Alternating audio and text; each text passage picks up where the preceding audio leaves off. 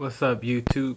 Suburban Raw back today, and I wanted to talk about differences between 80-10-10 by Dr. Graham, the Starch Solution by Dr. McDougall, and Rawtill4 by a freely enduring writer.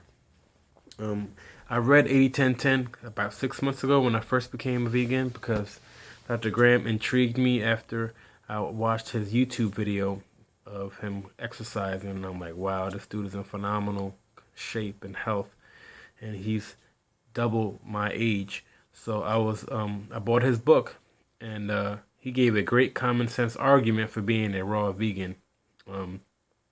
He basically compared a carnivore versus an omnivore, and he broke down their anatomical, physiological, and metabolic differences, organs, teeth, digestive tract, pH levels in the body, and he made the case that we are not carnivores.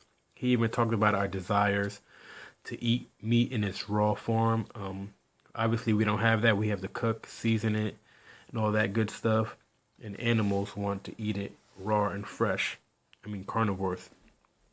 He talked about how we eat too much fat in our diet, and that's one of the reasons we have so many diseases like heart disease and diabetes, because when you combine fat and sugar and carbs, that's a recipe for failure.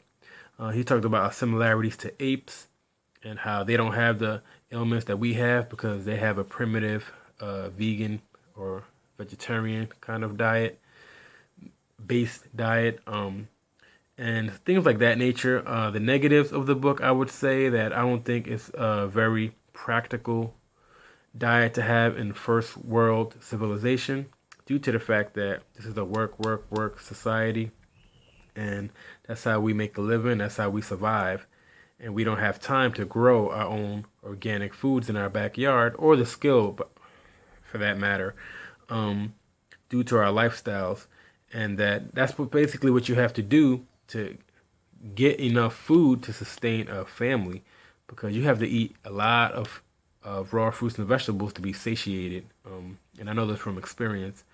And the average family, I don't believe, can afford to buy all this organic foods. It is expensive.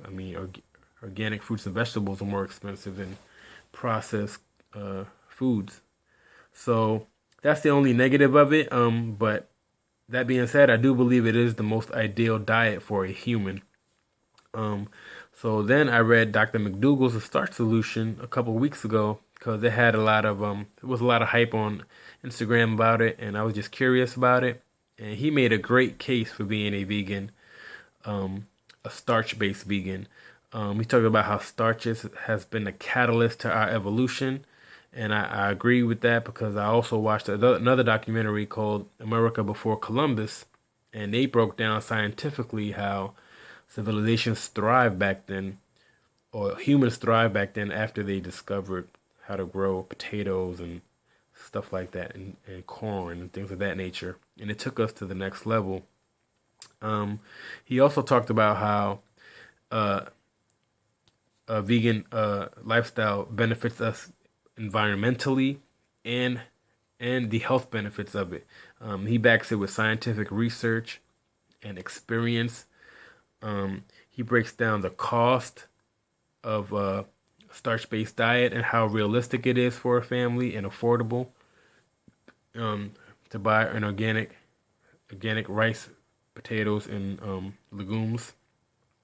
The negatives of it, I would say that most starches will have to be cooked to be edible and enjoyable. I guess you can sprout some of that stuff, but I haven't really experimented with that yet. I've only been into my journey about 6 months, but I am striving to be a raw vegan, because I do believe that is the most ideal diet, or healthy diet. And also, cooking your food, it alters the nutrients or kills a lot of the nutrients, and could cause them to be carcinogenic as well. Like if you overcook potatoes in the oven, that brown stuff is carcinogenic and harmful to us, obviously. And that's pretty much the only negatives of that diet. And Rawtill4, which is the diet I'm doing now, by Freely Enduring, it's basically the best of both worlds, in my opinion, because You get the fresh raw fruits and vegetables throughout the day, and in the evening you have your nice satiating, starchy, hot meal to end your day, and you kind of get best of both worlds, and you give your body a chance to recuperate from cooked food because that's only a third of your diet. You know what I mean? And that's my 2 cents on it, folks. Take it with a grain of salt. I mean, I do have a medical background, and I do recommend these books. They're all those books are very informative and good to keep on the bookshelf for resource or informational reasons. And that's about it, folks. I'm gonna peace you out with that on that note. Peace.